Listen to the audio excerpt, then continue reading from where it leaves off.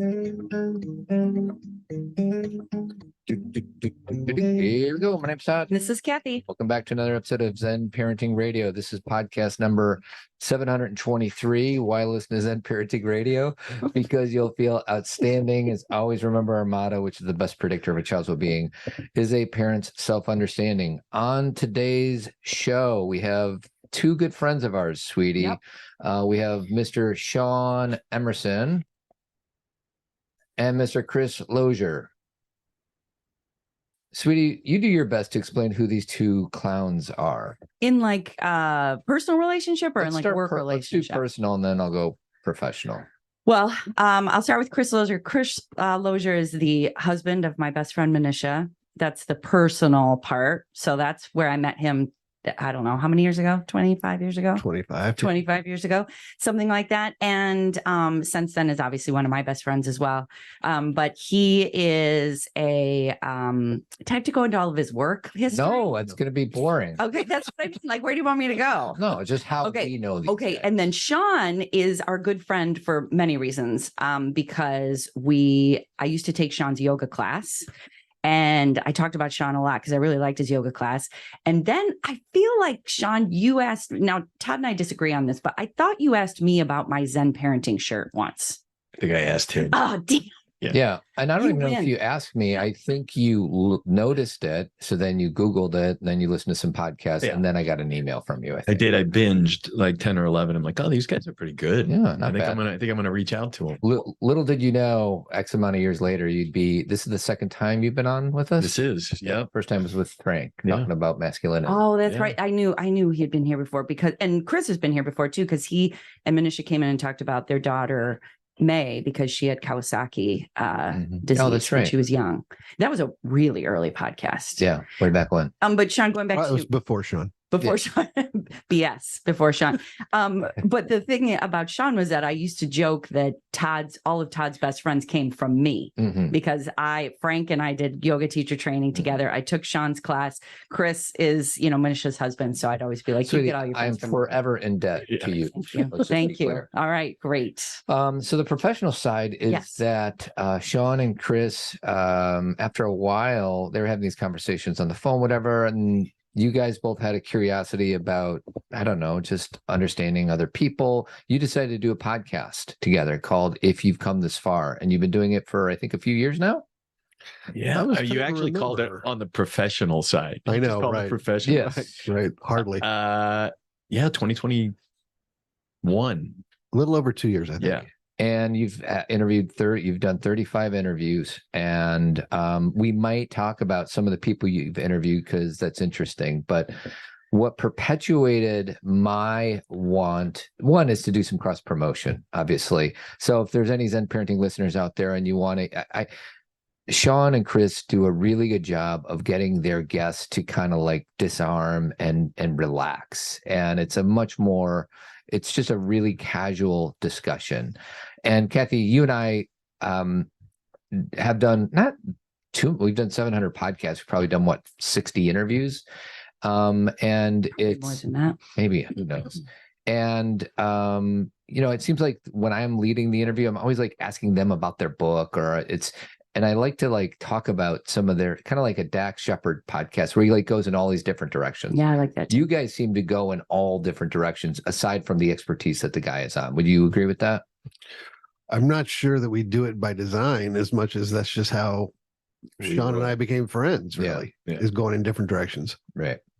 But the main reason why I wanted to have you guys on, Shaun is the president of the Board of Men Living, which is an organization that I co-founded that Chris is a member of. And he wrote a blog called, I don't know, maybe it was like you remember what month this was in? I sent it text. It was a while ago. Probably March, maybe? I think it was winter time. Yeah. Todd, real quick, can I get access to the sound effects so I can just bust out some sound effects? You cannot. That's up to me. Okay. What would you go with? There you go. That one's for you. So much power. I know. You have no idea. It feels like he had that one waiting for you. Yeah. I'll start talking about something. If it happens to be lyrics to a song, all of a sudden the song comes out over my head. That's right. That's true. Sorry about that. No, you're fine. So So Shaun wrote a blog, and what I can say about my friendship with Shaun, because we're in business together, we're trying to move the ball forward at Men Living. We disagree. I think a lot would be an overstatement, but there's plenty of times where we both kind of believe what we believe. We try to look at it from the other's point of view, but there's times when there's just an impasse. I'm like, Shaun, I think you're wrong. You think I'm wrong. Here we go. And this is one of those articles. Okay. And I highlighted just a few things, and then I want you to add some color to it, Shaun. Sure. Okay. Yeah. So Shaun starts out there's this good newspaper that he subscribed to. It's an email. And the title of the headline of a blog that you read was, "For the first time in U.S. history, the top leaders of one party will include no white men." And then you go on to say, "It's not an unusual headline for good, who highlights and celebrates stories of social justice and human equality. I too celebrate these stories of cultural evolution. I advocate for peace and love every day and can appreciate the gravity of the moment. But when I read that headline, I didn't feel good. I felt frustration, sadness, and anger." Expound on that. True. I just felt like it felt more like, and again, as I said, I understand the attitude of advancement, social advancement, but it felt like it was a celebration that there were no white men involved. Mm-hmm. Right. So rather than just celebrating the fact that now we had a very, more diverse leadership team, it felt like, okay, all the white guys are out. Mm-hmm. Let's have a celebration about that. Right. And I just felt like that was the wrong energy. For me, it was the wrong energy. Right. And I think a lot of it has to do is every day what we're doing with Men Living is we're trying to, yes, I would argue that we've done a lot of great work, but potentially now, the balance is going the other way. Mm. And so given what we do every day in Men Living, I'm like, okay, it just felt awful. Mm-hmm. It just felt like a celebration of the wrong thing. Right. It was more weight on the fact there were no white guys involved. Right. And that's why I felt, motivated to kind of write the piece. Well, and I think it was if the purpose of writing is to gain energy and to have people think about something, it certainly made me think. It made me pause. Now, most of it was through a lens of disagreement. Right. But before I do that, I want to give Cathy the mic to have her, because you and I both kind of read it. I think I read it first, and you're like, "Did you read Shaun's thing?" I'm like, I was in the middle of replying in a comment that I was going to post back up on the blog. Well, I think what we ended up talking about, and maybe we've already talked about this, Shaun. And guys, just so you know, I tend to look at the screen because if we look at each other, then when this is on YouTube, it looks like we're looking all over the place. So it's not that I'm not trying to make eye contact with you. I think that it was more about semantics.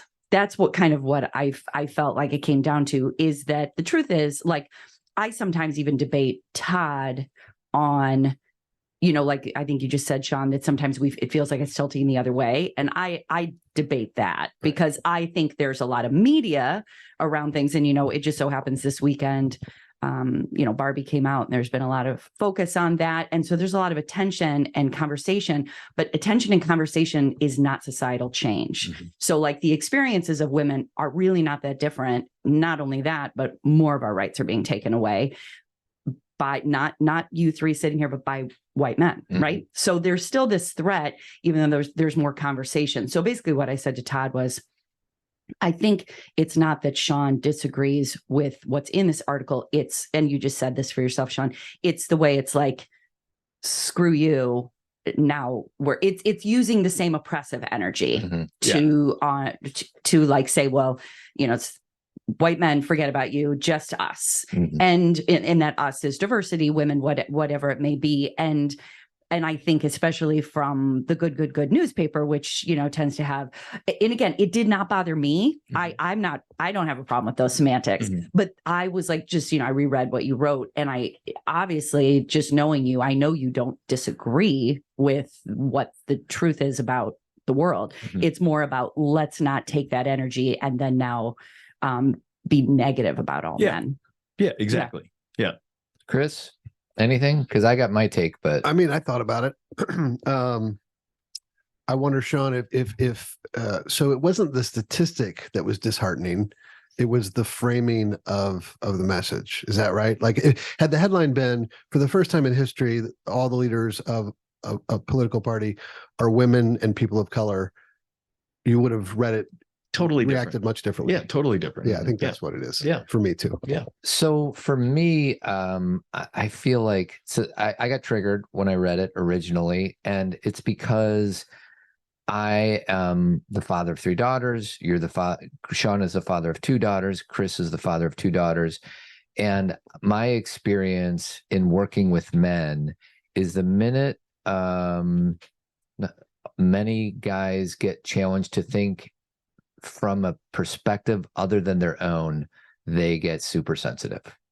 And the example I gave, I remember I was given a talk to a group of men, not in Men Living, it was actually Mankind Project. And I said something to the effect of, we have to work on ourselves to better this world, because if you turn on the news, it's not a bunch of women that are on the headline of the news. It's a bunch of white men making bad decisions. Mm-hmm. And I got significant immediate pushback in the midst of that talk. And I feel like, Shaun, your reaction to that was in that, like, can't I, as a man, create space to, maybe it is a little bit like the pendulum is moving a little bit towards minorities and women, but I'm like, good God, I just, can we like be a little bit, have a thicker skin without getting upset so quickly? Well, I think part of my, again, doing the work that we do every day, part of my reaction is understanding, and Cathy brings up a good point about the media, understanding all the stats that are, I mean, every day there's now a new article about the state of men. Mm-hmm. And it's not going to college, not graduating high school, suicide, loneliness. I mean, on and on and on. And sometimes I'm like, okay, is this just a media thing? What's going on here? Mm-hmm. Because in the next day, there'll be the study that comes up from the CDC about young women, teenage mm-hmm. girls, which is, the depression and suicidal ideation, the whole thing there too. So it seems like it's almost the whole thing is a shit show. Mm-hmm. I mean, no matter where we turn. But I think for me, it's looking at those stats over and over and over again, and then the celebration of it. It's like, okay, it's kind of piling on. Yeah. If in fact all that data is true, mm-hmm. and I don't know. I mean, I think there's enough out there that that it is true. I think there is a crisis. Well, just to kind of like, I wrote some things down, and the stats show, because anytime there's a new blog or new article or new interview about the state of manhood or the state of boyhood, you hear 1 in 7 men in America don't have a single friend. Mm-hmm. Men are 3 times more likely to overdose. Men are 4 times more likely to die by suicide. Okay, so that's the plight of men. According to the new CDC data, nearly 3 in 5 U.S. teenage girls felt persistently sad or hopeless in 2021, double that of boys, representing nearly a 60% increase at the highest level reported over the past decade. A Pew Research study found in 2019, teen girls in the U.S. were 3 times more likely than boys the same age to have depression. Even though Mike Domish doesn't like stats, like 1 in 6 women are going to be sexually assaulted on a college campus. And so there's a problem on both sides, men and women. Yes.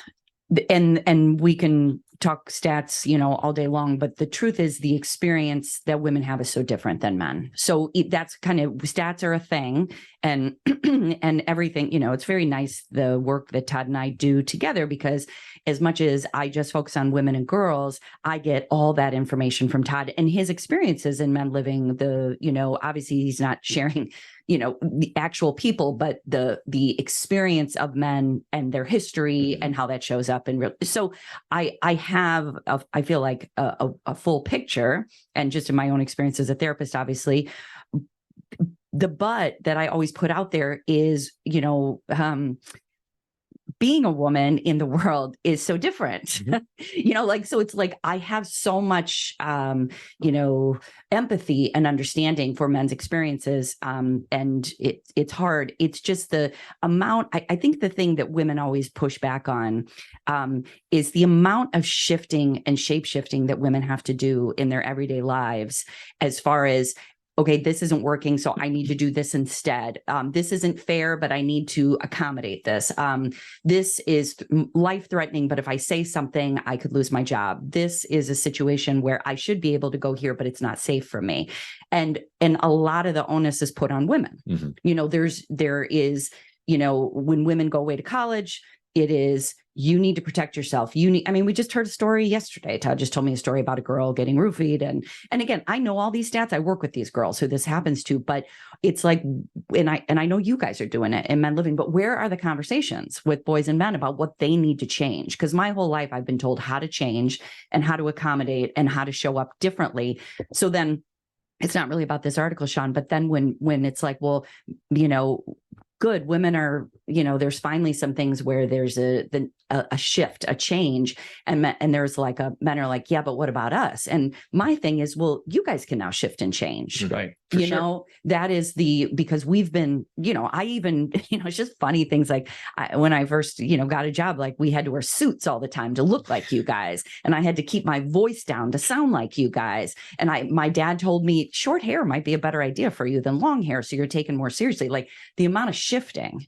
So it's kind of like that's the mentality. And that's me as a somewhat privileged white woman. Mm-hmm. You know what I mean? That is a whole nother story when we're talking about women of color. And men of color. And men of color. Thank you very much. True. Absolutely. So it's, I think that sometimes we get too in our camps about, I can't believe you would say that, or, and that's not how I feel at all. It's more about, do we see all those things? Yeah. Well, and I just, I don't want to leave Shaun hanging out to dry here. Right. I do. I'm more than happy to him doing that. And I'd have to go back and read. Are you rescuing me? It's the first time this has ever happened, right? Hero energy. No, I just, again, I'd have to go back and read your piece, but I don't imagine that you were making the case for what about us? No, for sure. I think it was more of a statement on how did we get here, so that we have to celebrate, the lack of men versus the proliferation of people of color and women. Yes. Right. As people will hear when they listen to our episode with Kareth, when we publish it, we talked about, she's a DEI consultant, and we talked about the fact that she's a Black woman who is insistent about including white men in the conversation in DEI, because how do you do it without everybody involved in the conversation? So to your point, and it's about getting those men to think about things differently, not to be leaving them out. Exactly. And just one other thing about the reaction to that headline, it's, you mentioned I have 2 daughters. I also have a son. For Jack to see that headline that says, okay, everybody's celebrating white guys being out. Mm-hmm. If you're a younger man or a teenage boy and you're seeing, the proliferation of that kind of language, hopefully you have somebody that can guide you and say, okay, you can think about this differently. Right. But if you don't, you're looking at saying, who am I? Right. And why, how am I supposed to adapt to this? So we think about it in terms of a 60-year-old guy. Right. Absolutely. Yeah. But a 15-year-old boy, yeah. How does he look at things like that? Yeah. And how does he adapt to that when it's like, well, and to be clear, like I'm 51 and I have enjoyed so much privilege, I'll call it. And when I was growing up, it was in the 70s and the 80s, and there's job security. There's all these things that was built in for me to succeed. We now know that 15-year-old boys are living in a different world than I was back in 1988 when I was 15. Mm-hmm. So I do appreciate your point, because, the stats are the stats, and, job, employment, women are more independent. Women can be more selective over who they're going to partner with, all these different things. And that was not like that. So I do appreciate your point that as a middle-aged white man, it's one thing, but as a cisgender white man who was born in 2005, it's not the same. Mm-hmm. I'm comparing apples and oranges, I think. Yeah. And, it's funny, I could even take it off of this article, that Shaun wrote, and just talk about why maybe a headline that like that gets written, or why women have the responses they do. I was doing a talk with men, and we were talking about emotional labor, and it was going okay. I know there's a few people who never came back again, so I know that it didn't go great. But I would explain things like, in the morning it's a struggle, and if and I was using a very general thing. If the socks aren't put together, then that causes a domino effect of the kid doesn't have socks, and then we have to figure that out, and then they don't want to wear those because they're dirty, and it just creates this thing where traditionally, generally, not always, but women are putting those things together and doing those things behind the scenes, and that's a lot of energy. And one of the men and another man agreed. He said, well, just stop doing that and let the kids figure it out themselves. Mm-hmm. Just stop doing these things you're doing, and maybe we could work this out. And it's such I get so tired of those kind of like, and that's not the only time that's happened, because there's all sorts of, and so why women, I'm telling that story, not just because of that story, but women have responses when men are like, but, how is this affecting other people, or how, getting concerned about something maybe that hasn't happened yet. And we're having experiences every day where we're not seen for what we're actually doing and how we're showing up and doing extra work sometimes, or emotional work that sometimes isn't seen as making the world go round. Mm-hmm. I mean, and I know I'm not saying this because I believe it, but many people believe women are second-class citizens. I mean, right? Like we don't have the same rights as you could do. I mean, we don't even have an equal rights amendment, Mm-hmm. So have there been shifts? Of course. And are more women going to college? Of course. So there's like these little statistical things, but there's a culture. And again, I'm going to focus on Barbie for a second. There's this great, and I'm not going to give it away or read it, but this great monologue that America Ferrera does in the movie about women's experiences in the world, that they have to be this, but they can't be this, and they have to be this, and they can't be this. I think you guys could probably do a similar speech about what men can and can't be. Mm-hmm. So I totally see that. But it's we live in this culture of paradox and so whenever a man says, but what about me in any way, there's this kind of trauma response. Mm-hmm. Yeah. Do you know what I mean? Mm-hmm. And I'm not saying it's justified all the time. I'm Mm-hmm. saying it comes out of this, like, what? And Todd gets it from me. I mean, he and I have this conversation where he'll say, but this and this. And I'm like, excuse me, Mm-hmm. and it comes from a very deep, old place. It's a trauma response. Do you guys have these conversations with your significant others at all, or is it not top of mind? You act like you don't know my wife. No shit. Or your kids. Yeah. I mean, all the time. I mean, I think that this is where the heart of this conversation lies. It's around the conversation. And a lot of times when it's made into like this either or thing, or this adversarial thing. So it's like out with the white men. We spoke to a guest named Chuka. Can't remember Chuka's last name, but he's done a lot of research on incels. Have you ever heard that term? Sure, absolutely. Know a lot about it. Yeah, of course. Involuntary celibates, right? Mm-hmm. And I feel like that sort of positioning, and look, one of my favorite songs is a Jason Isbell song called Relatively Easy. And there's a great line, because our kind has had it relatively easy, i.e. white men. We fucking have it.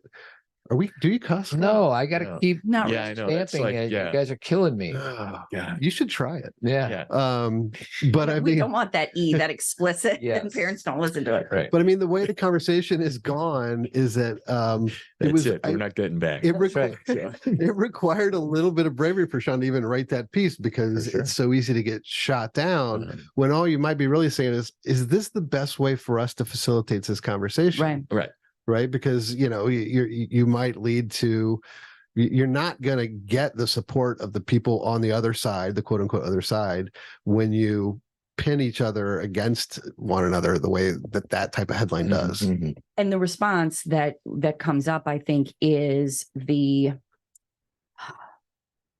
there's a feeling of walking on eggshells with language, whereas, and again, I'm this old woman here, when women typically people don't walk on eggshells around us. There's like I'm going to say what I want to say. Sorry, I'm going to call you that. I'm going to use that word. There's obviously it's more intense now where people are more thoughtful about their language. But again, like you said, Chris, it's not that that's always the way it is. I think it's shifting, but that's why women respond that way, because we've been in meetings. I used to be the only woman in meetings in my first job, in my 20s, and nobody cared that I was there and said lots of awful things about women. And I had to kind of just take it. Mm-hmm. And so then when men are like, but that's not really nice, or that doesn't feel good, it's like, well, dude, and I'm not saying that's okay. That's why this conversation is good. It's not me saying, so you guys take it. Mm-hmm. It's about saying that's why people respond that way. Mm-hmm. So you guys, and you could probably tell me many life stories where you're like, that's not true at all.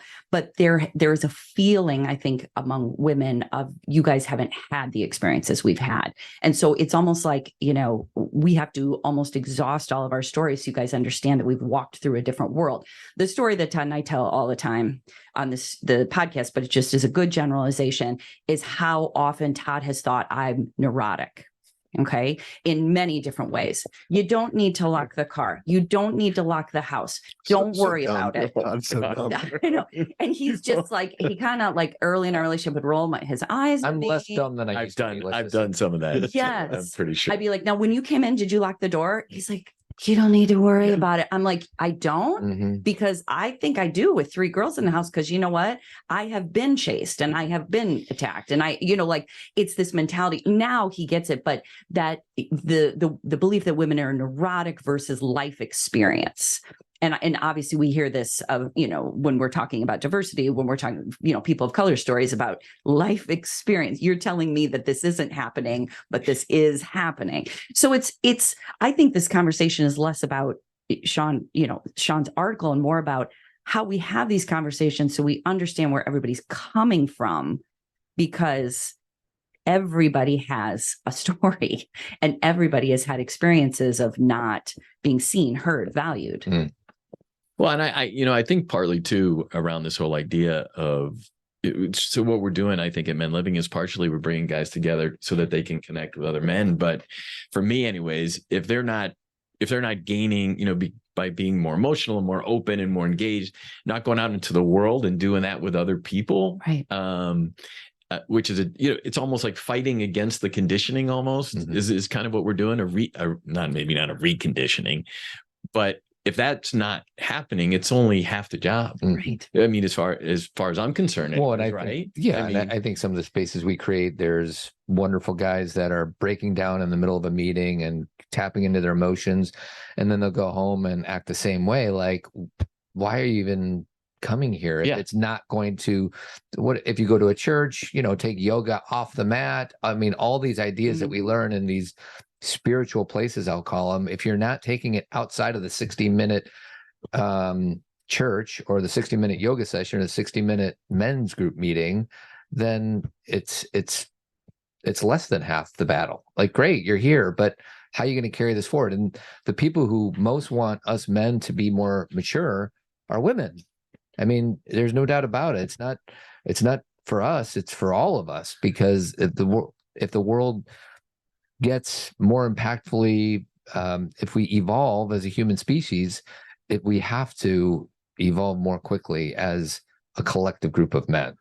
Yeah, but that doesn't happen with one 60-minute Men Living meeting or one therapy session, right? Right. So, I mean, I think that the real gold that comes out of any man or woman of any color asking for help is that they're willing to work at something and get better at. Like, I used to talk about Men Living retreats as I'd come back from those Men Living retreats and I'd be a better husband and a better dad for 6 weeks, and then I'd revert back. And with each year, that 6 weeks went longer and longer. I would like to get Manisha to attest to that.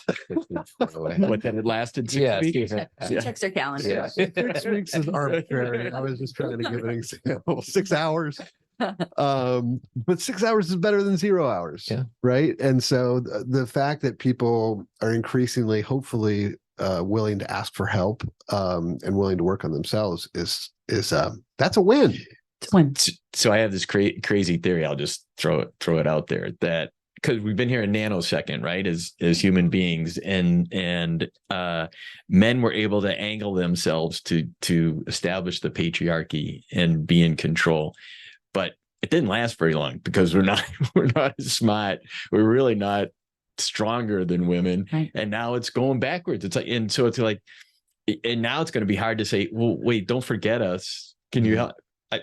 I think it's going the other way. And that's why it's gone the other way. And so now how do we keep up? It's correcting. It's no doubt about it. It's correcting, right? Yeah. There was this one woman that I saw at a conference a long time ago, and I love what she said. And it's that we've been like a bird flapping with one wing. And that, that's obviously patriarchal, conditioning. And that when we're just trying to spread the other wing so we can fly more balanced. And the problem where we are right now is that I agree that we're seeing some shifts, even though we're also seeing some steps back. I mean, it's very hard for me to have this conversation without talking about Roe v. Wade. Like it is such a significant, you're talking about impact on people's psyche. Right. The impact, when we're talking about, girls who are young, who are seeing things, the impact on the psyche of a girl who's getting her rights taken away, somebody who is saying to her, you must do this, you don't have control over your body, is so significant. So it just pops into my head every conversation we have. I have to just lay that out on the table. But when we're trying to spread this other wing to balance things out, the unfortunate thing is that not just men, all people, it becomes fear-based, right? Where will I be? I need to hold my position of power. What will this look like? Where I think women have more experience of, when I say shape-shifting, I don't mean becoming fake. I mean accommodating a culture that is not seeing them. So they're like, okay, where do I fit then? How do I do this? How do I change my voice? How do I change my clothes? Where you guys aren't as used to that. And so the fear, so incels are a good example, of like, going inside, having getting negative violence. And I'm not claiming that all incels are violent, but there is a tendency of hatred. Don't you guys feel like by that's definition? Yes. Yeah. What was I going to say? I think my biggest problem is I compare. Like, let's say you have a 15-year-old boy and a 15-year-old girl, and I still think it's not even close that it's harder to be a 15-year-old girl. And that's me being a co-founder of a men's organization saying sometimes it's tough being a guy. And I think my problem is I'm always being like, there's, if you're a 15-year-old boy, there's less jobs and, our brain develops slower and all these things. But if you compare, from my perspective, if I compare that to the journey of a typical 15-year-old girl, like, I'll be a man every single time because I think my path is easier than it is a woman. I don't know if that's true, but that's my bias. But it's all relative, right? Like, I think we get ourselves into trouble where like it's hard to be a girl and it's not hard to be a boy. I agree with you. It's harder to be a girl. It's harder to be a woman. It's harder to be a person of color. It's harder to be in the LGBTQ community than it is to be me. And hopefully, you'll never hear me do a woe is me. But I think that when the conversation, and this happens a lot with social media and the news, when you have a sensationalized headline that doesn't even mention women or people of color, right, whom we should be celebrating. Sorry, Manisha. Again, not only you're not doing them a service, but you're creating this environment of tension. You're so I don't want to put words in your mouth, Shaun, but there's a division being created by that headline, and you're like, why are we dividing? Why can't we all be in it? So, yep. You want me to say more? Sure. I was joking because you were looking at me like I was going to have something. I mean, the thing about this conversation is that everybody is dealing with their own history and past and their own fears. And whenever the reason I have certain responses to you, Todd, like you just told me something that a man said to you the other day, and I had a really strong response to it. I think it was something about Pride Month or something. I don't remember. You said that, there was some saying why. No, I was talking to a friend of mine, and I think he knew at the time I have a daughter who's gay, and he's like, I'm all for it. But the fact that we have to celebrate for 30 days that somebody decides to love somebody of the same gender, And we have 2 days to honor the military veterans out there, Memorial Day and Veterans Day. They're like, it's out of whack. Like, we're spending way too much attention on the LGBTQ community and not nearly as much attention on veterans who have given up their lives for this country. That was his proposition. Once again, I'm finding myself in these discussions where I can hold the space, try to look at it from his perspective. I'm sure he probably has a relative who died because he or she fought for this country. And at the end of the day, I'm like, I'm not feeling your vibe. So, well, and my big strong reaction to that is the month of June is not about every day celebrating something. It's about education. It's about, seeing people. It's about the ability to engage with a community that a lot of people are unwilling to engage with. It's about, being, what's the word I'm looking for, guys? Like being, I'll just say it again, being seen. Mm-hmm. And it's the same with February, with Black History Month. It's not, when people are like, well, I don't get every day to focus on me. And obviously, as we say, every day is about you. Mm-hmm. This is a month where we're educating. And when it comes to, and again, traditionally, when it comes to veterans, I totally understand, that the VA hospitals don't do well and that there's not enough benefits. Like, I see all of that stuff that people are fighting for, but there is also a reverence in our, Chris is actually a, former military member. Like, there's a lot of reverence for that. You get to, these are silly things, but you get to board a flight early. You get people stand up for you at a football game or at a graduation. People love veterans, even if we don't show it in our legislation, which we should. But when it comes to the LGBTQ community or any other community that we're trying to highlight, Disability Month, it's education. Mm-hmm. And that's the misinformation, is someone's like, well, why do they be celebrated? I want to be celebrated more. And it's so, to me, it's like this tiny shift of, are we open to learning more? Because even that comment is uneducated. Yeah. Do you know what I mean? And I don't mean IQ. I mean, like, that's not what it's for. Yeah. So I have very strong reactions sometimes, and sometimes I need to chill out and be like, that's coming from my own, especially when it's about women, men, LGBTQ. I just get very frustrated. Mm-hmm. But then when I'm actually with people, no one's trying to, you guys, the amount of people that we all associate in our lives, and Todd and I get to have these, international communities with Team Zen and everything. I just think everyone's really great. I don't run into these things I see on TikTok. Do you know what I mean? When people are like yelling at each other in stores. Self-selection. Well, and I have seen, obviously, as a therapist, I hear bad stories too. It's not, there are things, it's both, but I think most people are trying their best with, even if they don't have as much as everybody should have. It's kind of like, I'm just trying to flip the view of, I don't go out in the world and think everybody sucks, And I think a lot of us are really afraid of the world, but, I also live a different experience than a lot of people. So it's a very messy conversation, which I love messy conversations.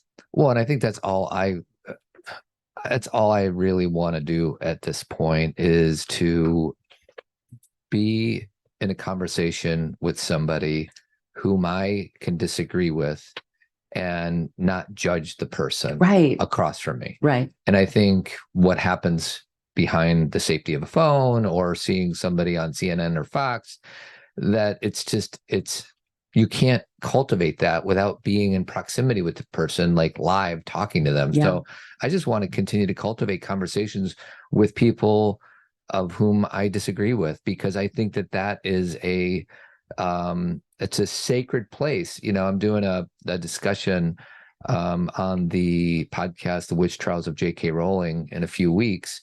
And, it's very divisive. And I'm kind of nervous, probably because my wife said that you think I'm crazy for doing this. Well, I think that's strong. I just said, are you sure you ready to do this? Yeah, the answer is no, but I'm going to do it anyways. All right. And so anyways, if you're interested, that'll be in the show notes. If somebody wants to listen to that podcast and have a discussion, because the right has demonized J.K. Rowling and the left has demonized J.K. Rowling. And it gave me an opportunity to kind of look at things a little bit differently. Yeah. Well, and one of the things we talk about a lot in these kinds of conversations, if you don't come into them curious, it gets really difficult to have that kind of conversation, even if you're with someone who is not where you're at.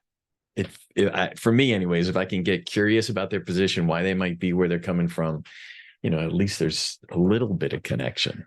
But so this is the segue. So yeah. This is the pop culture segue. So you guys know, I think, that my next tattoo, which is only my second tattoo, because I'm not going to start getting tattoos unless they're meaningful. Mm-hmm. For a long time, it's been Be Curious, Not Judgmental, Mm. which I first discovered via Ted Lasso. Of course, yeah. But there's now a competitor, and it comes from the show The Bear. Every second counts. No, I like that one too. Okay. I think it came from The Bear. It's simply listen better. Mm. Right. So, because I mean, that's not, it's not going to be artistic, but I think of a tattoo as a reminder, like what's where's my cheat sheet? Yeah. And I can look down at my arm and be like, just fucking Somebody's better. not listening. It's going to be on your arm, though. You know where it's going to be. Like right there. Oh, so you could just remind yourself. He's in a conversation. Chris is like, looks down at his arm. Excuse Because me. if it's on your chest, or you have to think or on your back, like full back tattoo. So out of the last 7 days, how many times do you think that you listen really poorly? Like, is it every day? And I don't even know where I'm going with this question, but I think we all need to listen better. And I'm just curious to see how you grade yourself at listening. Oh, well, this has been sort of a mantra of mine for a long time. Back in my old organization, we all worked on a thing called our equity stance, and it was basically a journal. And in various coaching relationships, I've been asked to challenge myself to think about what you can do to interrupt the patterns that are the least helpful patterns that we assume. And one of them has always been to like pause, listen, empathize before you speak. Mm-hmm. So it's a work in progress. I think over the last 5 years, I've gotten a lot better at it. Mm-hmm. And hopefully we'll continue to get better at it. So what makes you a better listener? What do you do to make yourself better? Well, it's funny because Todd, for almost as long as I've known him, he talks about how much time he spends in his head versus his heart. Mm-hmm. And I think when you're in your head all the time and you're thinking about what you're going to say or how you would react to whatever the other person is saying you're not listening. Mm-hmm. You're simply not listening, right? So it also requires a level of patience because I'm always wanting to race to solution. I'm like, well, the longer you talk, the further we are from solving I'm gonna do. I think about that a lot with you, Todd.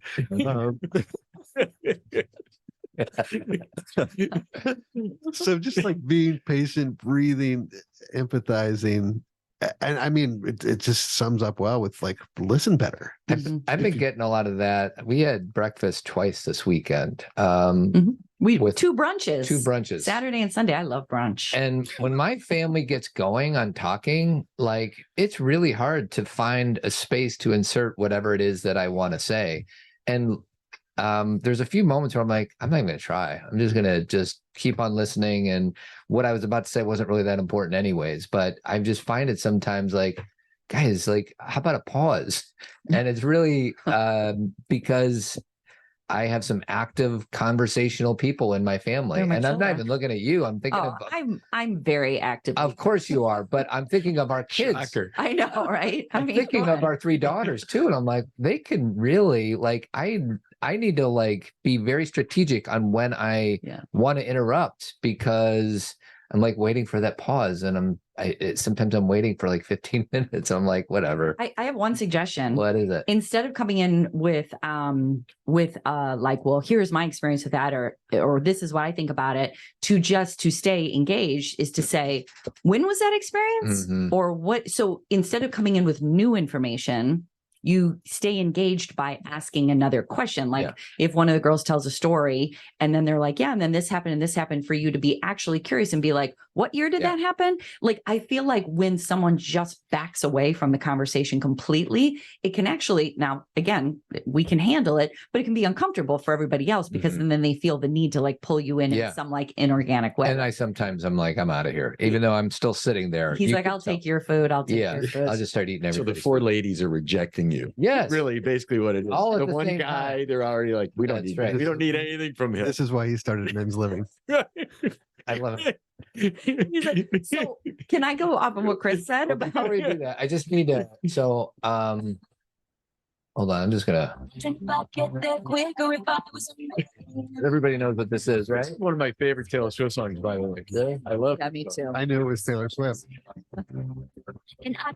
You did not know? No, I did, of course. Yeah. What do you mean, of course? I just don't know the songs. Shame on you. You're right. You know who she is, though, right? I love when she sings with Bon Iver and Chris yeah. Stapleton. Those are two of my favorites. I play that just because I want to play 10 minutes ago and I get a chance, but it's what was I going to say about this? Be a Man. I don't even remember. No one's listening. Right. Well, I remember we're at the concert, and, Right. and Taylor, we're there in Denver, and Taylor did this really wonderful production to this song. Like Correct. it's really impactful and meaningful. And she's like, for the guys out there in this audience, this is not for you because if you're here, you're very here. emotionally intelligent. That's what she said. And I even thought in my head, I'm like, there's 50,000 people in the stadium, say 5,000 of them were men. Mhm. I'm guessing there's quite a few of those 5,000 that are not emotionally. Well, she's being loving toward her She's audience. being lovingly towards her Mhm. audience. Obviously, she's not going to know everybody who's there. Right. But it's an indicator, right? Like Yeah, if you're somebody's coming, willing to go to Taylor Swift concert, it's an indicator that you're probably not an incel. Well, that's the self-selection thing that I referred to earlier when Cathy was like, all these Zen, parenting folks are wonderful. Right. I got the same reaction when my family went down to the Brandy Carlisle Festival, Girls Just Wanna, which is predominantly lesbian, right? Yeah. And I think it was Brandy or one of the artists gave a shout out to all the guys who showed up. Because it's important that we show up, even if it's just because you love that song. Yeah. Yeah. And can I want to add something to what you said, Chris, about the, because you're right. Like when I'm talking about the people I get to associate with, but don't you guys feel, this is not just me, but when I go to Target or when I go to the grocery store, or when I'm like out help, you're helping someone on their, it's not just the people I associate with. I feel like people are nice. Like I don't run in to a lot of people, and maybe it's because of the way I'm beginning a conversation, or that I don't need anything from that person, or I'm not hurrying them along. But even the people that I just don't run into those situations very much. Couldn't agree more. And my guess would be that because you're engaging them in a wonderful way, that if you're going to the grocery store, you're going to Starbucks. Yeah. It's likely that many people they see they're going to be complaining. Right. And you're just saying, how's your day? Yeah. Right. And so you're starting that connection in a great way. Right. I would agree. I think when that happens, for the most part, people are wonderful. Mm-hmm. Yes. So it's sometimes people I don't know at all. And I'm like, I can't believe that, some of the things, again, that I just see on TikTok or whatever, where people are like having to record people and there's all these awful things. And I know they happen. Mm-hmm. Like, it's not me saying that doesn't happen. Like, I know the world, again, because my clients are telling me what's happening to them. Yeah. So it's not like blinders. It's just, there is another way we can do this. Yeah. That's kind of the thing. But one more thing I want to say to Chris, because he said about, and then I'm going to switch it to a different topic. Sure. That's fine. I had to do something for a woman who was putting out a book, and she said, can you just like give one tip to parents? Like, it was like a virtual summit thing.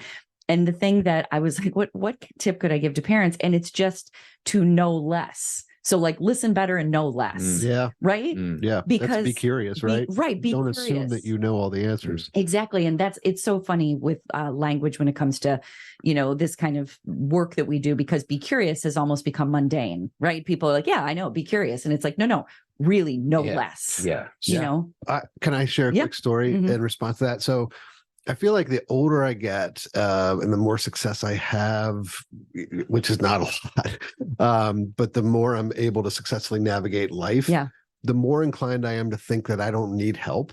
Right. And this happened to me recently in a relatively new job where I'm like, I went through a couple of months where made a series of mistakes. Wasn't living up to my own expectations of myself, wasn't living up to my boss's expectations. And for the first time in my life, I'm like, I'm going to pay someone to coach me. Nice. And I'm 53 years old. So it felt hard at first. But it's like therapy too. It's like, just go get a second set of ears, someone to listen to you, someone to validate you, and then someone to like help you see things that you may not be able to see. Challenge you a little Yeah. bit. Mhm. And you're going to go take golf lessons. So it's like, And I'm you're taking my first two golf lesson on coaches. Saturday. So yeah, going. So to Shaun's point, Yeah. you're 53, and in 2023, you are doing something for the first time in two different areas of your life. Yeah. So I think that is a sign of being less certain and being less egoic. So I think that is helpful, right? Did you see me hit the golf ball last week? Well, Did I have I any thought reason to be back certain nine was about great. anything? Yeah. We're Proud of you. It was Thank a little you. ugly. Okay, so another item I think we disagree on. How's that for a Here we teaser? go. Here we go. Here we go. Dig And in. I think I'm the most in so it's about frameworks. Okay. Right. Oh. And I love frameworks. Sweetie, I think you're kind of with me, but not as much. And I think, and I don't want to misjudge Shaun and Crystal. They'll speak for themselves, but I just wrote down on top of my head frameworks that I use to navigate my world. 15 commitments to conscious leadership, 7 habits of highly effective people, 4 male archetypes, the Enneagrams, LUFU, which is something Gaddis taught about how to listen. So I find these unbelievably valuable in how I navigate my world. Yeah. Sweetie, where are you in your relationship to frameworks? And then I want to hear these two clowns. So I think that they're out there so people can understand themselves better. It's not about ever engaging with a framework where you're like, this is the way life is. I've had, I've gone down that path before, as I've talked about a lot. I've had a lot of cultish experiences where I've engaged with frameworks where I could not bust out of it, where now I don't see them as limiting to my life. They're the way that we get language to discuss life. So something like the Enneagram, the reason I appreciate it is because it's a conversation that you and I can have about the differences in how we experience. We run a business together. My thing as somebody who identifies as a 2, it's very relationship based. I'm not focusing on the financials. I'm focusing on how do we feel? How are we connecting? Where you are as a 3, you're more ambitious. You're more worried about the finances. I don't walk around saying it's because he's a 3 and he's a Taurus and he's like, I'm not. It's just, it helps us see each other as having similar interests, but coming from a different direction. Yeah. So it's like it's a very porous system. Does that, I don't know if that word works, but I like them, but I also don't think of them as identity. Mm-hmm. So it's like it's a tool. And as a therapist, as a teacher, like I teach college students, I have to have frameworks to teach college students. Like you have to have something. I can't just teach them generalization all the time. And we've been doing Zen parenting for over 13 years. Do we have a framework? No. I mean, self-awareness. You should get one. Yeah. I mean, connection. It'd be way better if you had a framework. Connection, mindfulness, self-awareness, and compassion. And would you categorize that as if I don't think of that as a I call those the grounding forces. Okay. All right. So, all right. What do you guys say? Yeah. Well, to be clear, I'm not anti-framework. I'm anti-proliferation of frameworks. Okay. I like how many framework. Speaking of golf, there's that old golf joke I've shared with you guys before, where it's like 2 buddies are out playing, and every shot for the first 12 holes, one guy hits. He's like, "Oh, I looked up. Oh, my right elbow was out. Oh, I got ahead of. Oh, I was too quick. This and that." And by the 13th hole, his buddy looks at him. He goes, "I think I figured out your problem. You suck." Right? Because if you're trying to, like the golf swing, if like you're trying to think of all these things at once, and if you're trying to think, oh, well, I'm a 2 on the Enneagram, and I should do the SWOT analysis, and whatever else, KJB or whatever. Yeah, exactly. Yeah. My Myers-Briggs is this, an INFP. Yeah. I don't even know. I just think that sometimes we can get in our own way. Yeah. And by the way, people, I mean, this happens. I went to business school. I mean, the proliferation of frameworks is nowhere greater than that. Yeah. And so a lot of times you've got all these frameworks that are created to monetize, intellectual property, but they're also redundant and duplicative. And, now you got people trying to use your framework with the one that you copied from, but put different acronym around it. So that's my position. I'm not as anti-framework as you think I am. Shaun? I think I've run into a lot of people who use it as their identity. Right. And so when someone's like, well, I'm a 2, and that means this is how I'm going to be. And or my Myers-Briggs is this. And it's like, oh, okay, you don't have to be any of that. And so they're bringing that identity thing. And that's, so frameworks, labels, Yeah. People want to say, okay, this is my label, this is my identity, my job that I did for 40 years, that's my identity. And I can't let that go. Well, you're more than that. Yeah. It's only one thing. So it's more the connection to the framework as defining who they are. Yeah. So whenever anybody identifies with a framework, you're like, you just lost me, because you're so much more than any label, identity, framework that you could be. Yeah. That would be my take. But and I think sometimes those frameworks become cheats, right? They keep people from being curious, because they're like, oh, I need a framework because I need to be able to pinpoint where I am on what quadrant I'm in. Yeah. Right. And so suddenly they stop thinking creatively or introspectively, and their self-awareness goes down because they're too, right? Yeah.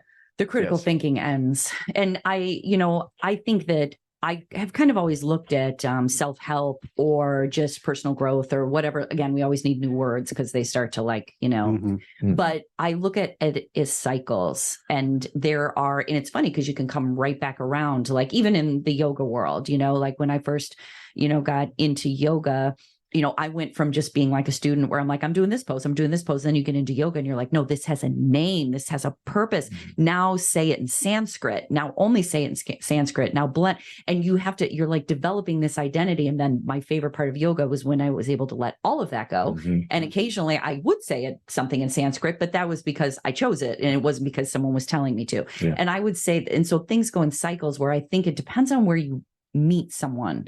Like if someone has felt really in, growing up that they were overly sensitive or didn't connect with the world, and all of a sudden they realize they're Myers-Briggs, and they're like, oh, wait, this is a thing. Like there are other people like me, or someone who is, we talk a lot about diagnosis with kids and the necessity of it, and also the limiting, parts of it. But sometimes when you get the diagnosis, initially you're like, thank goodness I know what to call this. And then you spend your life kind of figuring out how that works or doesn't work for you. So I think, Shaun, to you, I struggle with this too. This is interesting. Todd, I think he may be getting on your case about frameworks, but I'm on his case about frameworks, because he's always saying back to me, is this below the line or above the line? And I'm like, I'm just here. I'm not on a line. I don't see the line. I don't see a line. And so but I also understand the necessity of it. It's like, I do appreciate knowing, because I felt like I had to be an extrovert and do all these things. And when I realized who I was like, oh, I can settle into this and I don't feel alone. Well, I've told your husband, as we've talked a lot about frameworks, that, he brings out the next set of frameworks or the next set of tools. And occasionally I'll ask him, what's yours? I mean, who are you in amongst all these different tools? And you like to have multiple tools, but there's something, amalgamation of all that is you. Right. I think the ones that speak most to me. Todd, go ahead and make your own up instead of just jump on somebody else's idea of what something and it's not to say that maybe that one is the best one for you, but sometimes I think there's something there that is just yours, and whether you're willing to have it be yours or not is kind of up to you. I think where I come out is I feel like frameworks are like the way I explain money. Money is not good or bad. It's neutral. It just depends on what energy you give to it. And I kind of feel the same thing about frameworks. And I probably overvalue them at the expense of my own curiosity or at the expense of coming up with my own. And then I think there's other times where they do have value. So I think that's where I come out. Well, and I think that something a lot of times, this doesn't happen as much, but therapists will say, how do you do therapy? Are you a Gestalt therapist? Do you use CBT? Do you use DBT? And I'm like, I don't know anymore. I know all those frameworks. You want me to tell you what they are? But when I'm with someone, I'm very focused on that person. And then there's this humanness that comes forward that is based in education, but it's kind of like all of those words fade away. And I feel like you as a coach, Todd, I feel from what you've been telling me lately, is you're starting to experience that a lot more. Well, I needed to learn it by the letter. Yeah. So, and that's what I was taught, learn it really well so you could just break it up and make it your own. Yeah. And I'm getting to that point where I can, like, oh, this would be good. I was just on somebody last week. We did not go through the traditional way we start, but there was a moment where I'm like, this is where he needs to go. And this is the tool I'm going to pull out within this larger framework that'll help him. So, and that just comes with experience. Just the more I do it, the better I get at it. So I want to do the last section on your guys' podcast. And if you have any questions for us on our podcast, but I just want to list a few of the people that you guys have interviewed that I kind of highlighted that were kind of important to me. My favorite podcast you guys have ever done is when you interviewed Matthew Quick. Will you guys explain who that guy is? Matthew Quick found us, or his publisher found us. He is the author of the novel Silver Linings Playbook, about which a movie was made based on that novel. And he recently wrote a new novel called We Are the Lights, which deals with some topics like mental health, mass shooting. And I think Shaun and I both loved the movie, loved the book, had already loved Silver Linings Playbook. And then when we met him, I felt like a fanboy because he was so engaging, and so interesting and so smart, and obviously such a great communicator. So I think Matthew and we stayed on the line for an hour and a half that night. Yeah. Do you have fond memories of that interview? Oh, outstanding. I mean, he ended up sending us, which I brought the other night, all 9 of his novels to read. I'm halfway through, and they're outstanding. And I follow his newsletter now. He does a Substack newsletter. Just a very thoughtful guy. He's in recovery from alcohol and drugs, and just a wonderful man. A few other names I highlighted was Dave Dunn, who was some type of expert on anorexia. That was an interesting one. Jim Dethmer, who's one of my mentors, Alexa James, and then Billy Baker was an early one. And Billy Baker's some newspaper writer, but he ended up going on New Kids on the Block cruise. Is that what happened? Well, he ended up doing a piece on male relationships, friend relationships. And one of the things he wanted to explore was, okay, how do women do this? And so he decided to go on on New Kids on the Block. And it was just all women and him. And John, is it? One of the members. One of the members. What are you looking at me? How would I know? I was hoping Cathy was going to go. John Knight. Yeah, Jonathan Knight. I'll tell you, I know who they are. Don't look at this guy. Jonathan Knight. Well, you were doing the show. Lives up the street from him. And so we were giving him we were giving him a hard time about the fact that, well, do you go up there and like tell him that you're on the cruise? So no, he's a lot of fun. He writes for the Boston Globe. Yeah. And he wrote the book. And I would say the theme, I mean, you guys interview a whole bunch of different types of people, but a lot of it is about male relationships. If there's a secondary theme to, if you've come this far podcast, what would it be? I can tell you because we have a CRM. What does that mean? Client relationship. Is that a framework? It's a framework that you should think about. Yeah. Well, you mentioned Alexa James. She was even earlier than Billy Baker, I think. And Alexa's a friend of all of ours. Alexa's the executive director at NAMI Chicago. And I don't know if she was the first one that was focused primarily on mental health, but I think almost half of our guests are in some way doing work in life to address the mental health challenges that seem to be, everywhere these days. Well, 2 things about that. First of all, you didn't mention yourself. You've been on the show twice. That's right. And actually the one we did on Father Himes was really good, I think. And Alexa is the #1 listened to podcast of ours. By like 2 times. Right. Yeah. So that might get to you a little bit. Yeah. Well, we'll see. Maybe we could do some specific promotion from that podcast. Well, you know what I was just thinking is, I know there's a lot of people who listen to Zen Parenting. We typically have a much more female audience than male, but there are men who listen, and a lot of times they don't want to jump into men living because they like Todd, but they're like, I don't know what this is. Yeah. But starting by listening to your podcast may be a really good place to first of all, know the 2 of you, but also realize the things that are interesting to men living. Yeah. So actually The one we're going to post this week is Tonya Rivers, who started a podcast in a company called Moms in Construction, Mothers in Construction. Wonderful woman, smart as hell, and just bringing attention to women in the construction industry. So I don't know, are we half and half, men and women? No, not quite. No. Not quite. No. But we have some. I have the list. We have women in the can For sure. to get produced For sure. Yeah. A few others. Paulie Bernstein, is that how you pronounce his last name? Bornstein, I think. Bornstein, I think. Yeah. He just had a really interesting take on his attitude towards recovery. Yeah. He's an addict and no longer is somebody who practices any type of addiction.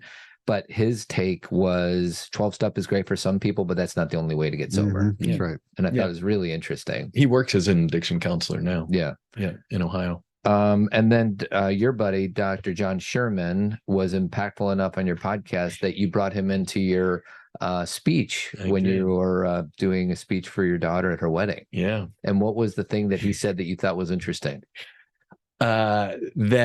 So he's a psychotherapist and a couples counselor, and that he often talks to his couples, the couples that he's counseling the first time. He talks about the absurdity of marriage.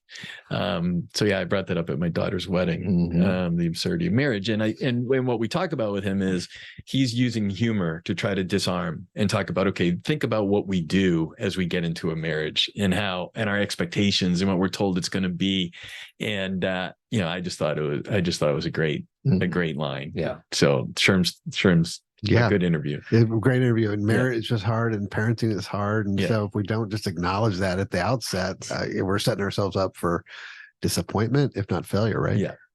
Before we turn it around, do you have any other questions for these two I guys? need to go back to the New Kids on the Block thing because the question was, let's get to this. His brother Jordan Knight is also in New Kids on the Block. This guy went to this thing for New Kids on the Block to figure out what women do. And it's funny, Backstreet Boys do a cruise that I've tried to get Todd to do with me, and he will go see them with me, but he's like, that's just a line too far. Yeah. But I think what women do well, and I'm going to speak generally, I always have to frame this as this is not every woman, but typically women do a good job of making sure that they make relationships a priority. So they will schedule annual trips. They will schedule biannual trips. They will make sure that they have lunches on the books. They will make sure that, and they often build it around things like that, like their history, we love New Kids on the Block so let's go do that again. And it's not because it's their favorite band. It's because it's a common place that they can all meet. That would always happen with the Zen Parenting Conference too. People be like, this is our annual event. And I think men do a good job at that. I know, Chris, you do that a lot with men in your lives. I know Todd does. Shaun, you may as well. So it doesn't have to be gender specific, but I think that is something, I think women are really skilled in that area. Well, and as I think about, you just had a weekend with your buddy and it was, I haven't even talked to you yet, but I'm guessing plenty of drinks, watching baseball, and then you go golfing with certain buddies quite often, and then you did that boating thing. That was kind of interesting. My buddies and I sailed the North Channel up in Lake Huron. We chartered a boat. It was one of the great weeks of my life. Yeah. But and hopefully we'll do that again, although we're all getting older. But do you think we're exceptions, the fact that us three guys do that? And is it more common for women in their 50s and 60s to do that than men? I agree with Cathy. I mean, I think women are generally better at that. There's also this thing that happens as you get older where it's you get more and more friends. And if you're not careful, you overcommit and, I think you have to just prioritizing is the key, right? Can't say yes to everything. Right. Any questions that you guys have for Cathy and I regarding Zen Parenting Radio? Yeah, I got one.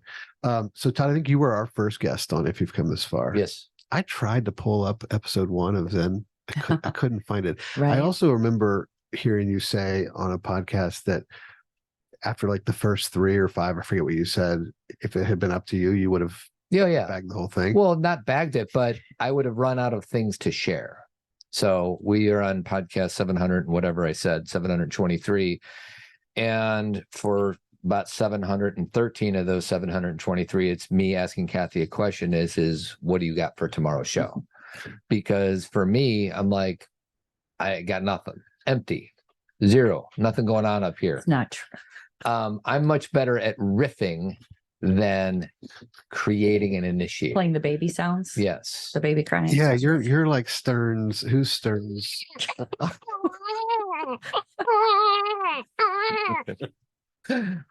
Part of me thinks we should get some of those, and part of me thinks no. Sounds like a lot of work. It sounds like a lot of work. Yeah, it takes like 4 seconds, by the way. Can I have one more thing? Oh, go ahead. No, go ahead. Yeah, because your first one was so interesting. Well, I want to go back and hear 1 through 3. That was the whole point of my question. Like, did you guys like archive those so that no one can hear? Because You know what? Todd was. It used to be on such a different format because we've been doing this for 13 years. And so like we used to use a completely different, like we had a different producer because now Todd's been our producer for 10 of the 13 years. But so everything, and it was so old, like iTunes doesn't carry. iTunes only carries like the last 250. So Yeah. I'm pretty sure you can go back to episode 1, but you have to go through our website and listen to it on it through the website, not on any podcast catcher. And it was at the time we were working with a group that was like, you should do, I don't know if you guys know this, but when we first started, the people who were kind of mentoring us, and they were very helpful in some ways, but they really wanted us to fight. That was like their thing. Yeah, yeah. They're like, you got to build some tension. You got to fight. It's got to be you against him. And I'm like, I'm not going to fight with you. Like, first of all, we never fight. Right. We never, ever disagree about anything. Well, and that's what's funny is we disagree about so much, Todd and I. I used to say in the early days, like, let's save this for the show. Like, let's have this discussion on the podcast. And Cathy's like, F that. No way. It's not for public consumption. I will talk about anything once we've like worked through it. And I'll talk about all the emotion. It's not about that we perfected something. It's just, it's too raw. Like I'm not going to share that with people because then what other people say about it will affect me because I haven't cleared it in myself. And again, I know I'm using clinical language, but it's like, I'll bring something once I'm settled because we do get emails from people and they will say this, but I'm like, I totally get your point, but this is how I experienced it. But we obviously didn't fight, but we don't agree. No, like we definitely have disagreements. 2 human beings aren't supposed to agree all the time. So 723 episodes. Yeah. We don't want to break news today necessarily, but how much longer do you think you'll do this? Is there any chance you're like, at 1,000, we're done? I don't think so. I think we might have to relabel it Zen Parenting Radio eventually. But I don't know. I was just talking to somebody and they're like, how hard is it to have these discussions? I'm like, we're going to have them anyways. We just do it in front of microphones. I mean, it's so no end in sight. And that doesn't even count the amount of Zen talks we've done. We've done 170 Zen talks. So if you count that 170 plus 720, we're getting close to 1,000. Yeah. Well, just even where you're going in the growth of Team Zen, what you've done with Circle and all the rest. I mean, that's relatively new. So you're just really investing in that aspect of this doesn't, and maybe you guys can relate to this as podcasters. This doesn't feel like work to me. So I don't even think about this as like a job. This is we committed to this years and years ago where we don't even think about, you know how there's some things you're like, oh, I don't have time this week.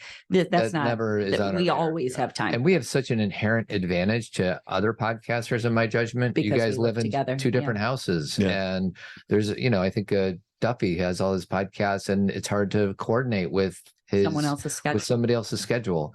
And I happen to be married to somebody who always has something interesting to share.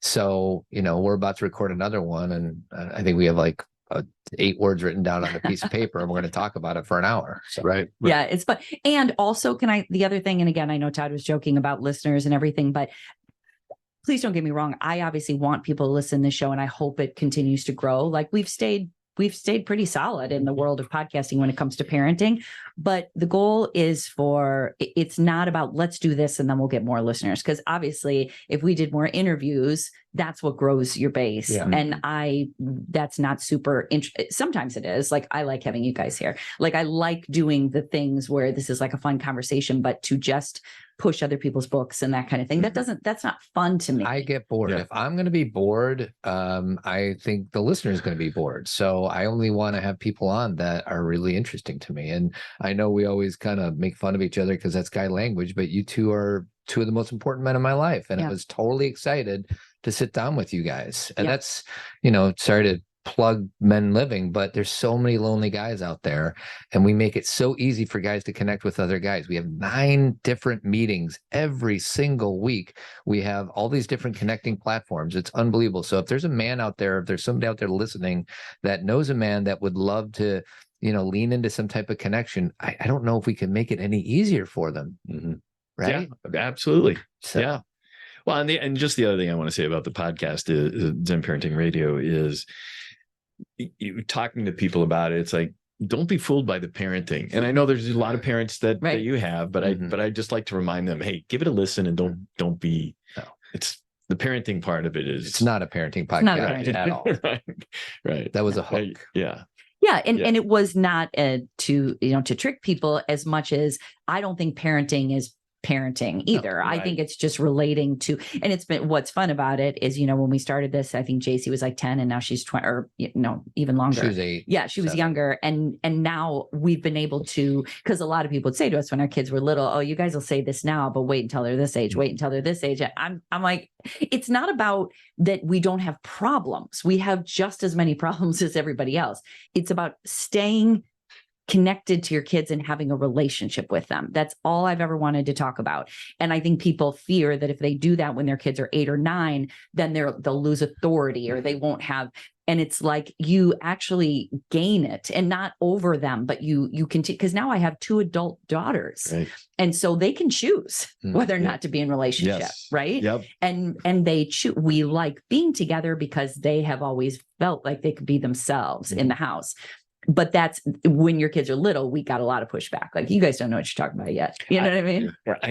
I think it's a great, so Lisa's birthday is tomorrow, and she's like, well, the girls, we usually do a dinner. And she's like, well, the girls don't have to come out. It's because both Katie and Busy are in the city. It's a hassle to come from the city. They want to come out. Yeah. And so it's like, if they're willing to go through that hell of a traffic to come out and be with you. Yeah.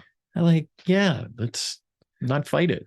Well, happy birthday to Lisa, even though this isn't going to run until August. Right. And by the way, someone else has a birthday coming up. That's right. 52, baby. 52. Right. Just getting better and better. Such a Leo. Yeah, such a Leo. Number 2 Leo, INFP. Well, and to reinforce that point of frameworks, when Cathy was just talking, it reminded me of Dan Siegel's framework of parenting, and we want our kids to be safe, seen, soothed, and secure. And if we could do those 4 things, then you're in a. It's not absolute, but odds are you're going to be in relationship with a human being as long as you're both alive, and it's a positive relationship. Yeah. Instead of us trying to discipline and teach our kids and trying to model and mold them in a certain way, if they feel safe, seen, soothed, and secured, then odds are they're going to be productive human beings that like you. Yeah. It's my 2 cents. Yeah. It's neurologically sound for them to have those things. Yeah. No doubt. Parting thoughts? Anybody? Just a geyser. Well, I love the work that all 3 of you guys do. I really appreciate it. I honor all 3 of you as human beings. Apart from Men Living, I love all of you as human beings. And then when you come together and you do good work, it's really inspiring. So thank you. Thank you guys for joining. I just want to say, I mean, we were planning to do this soon after the article came out in March, and we couldn't get together. 4 months later. But I was very excited that we were going to do this. So I'm glad I'm glad. Is this where we announce that we're going to do this every other week? Yeah. That we're all partnered up now? Well, let's be clear. The reason it took us as long as it did is because of Chris. Yeah, no doubt. No doubt. We've been ready. It's no doubt. It's Lozier's fault. It's totally Lozier's fault. There's no doubt about it. He's always like, no, I gotta go do stuff. What a jerk. Todd wrote and said, hey, anyone up for pickleball after the podcast? What are you talking about? That work? Yeah, seriously. Pickleball is work, man.